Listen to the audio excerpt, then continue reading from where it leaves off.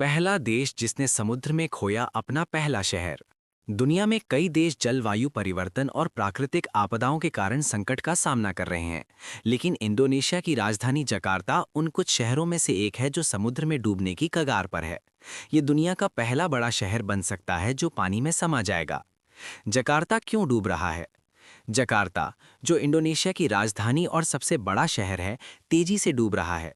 वैज्ञानिकों के अनुसार ये शहर हर साल लगभग 10 इंच तक डूबता जा रहा है। इसके कई कारण हैं।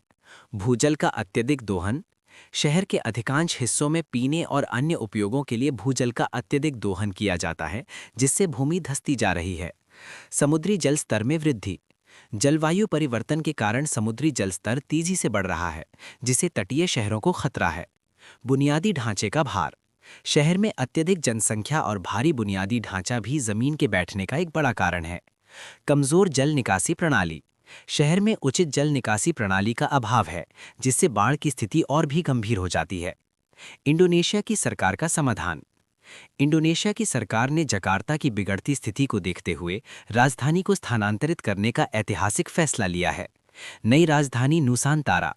सरकार ने घोषणा की है कि वो बोर्नियो द्वीप पर एक नया शहर नुसांतारा बसाने जा रही है, जो 2024 से 2045 तक के चरणों में विकसित किया जाएगा। सतत विकास पर जोर। नई राजधानी को पर्यावरण के अनुकूल और भविष्य की जरूरतों के अनुसार बनाया जा रहा है। विकेंद्रीकृत प्रशासन।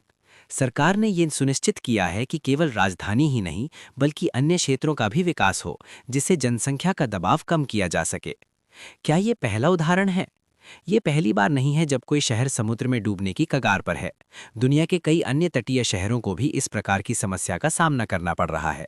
उदाहरण के लिए वेनिस, इटली। ये ऐतिहासिक शहर भी धीरे धीरे पानी में डूब रहा है। मालदीव द्वीप समूह। समुद्र के बढ़ते स्तर के कारण इस देश का अस्तित्व भी खतरे में है।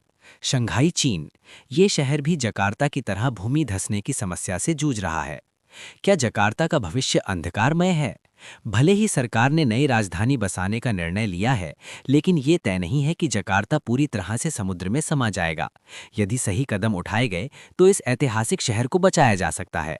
निष्कर्ष। इंडोनेशिया का ये ऐतिहासिक फैसला दर्शाता है कि जलवायु परिवर्तन और शहरीकरण के प्रभावों से निपटने के लिए हमें सक्रिय कदम उठाने होंगे।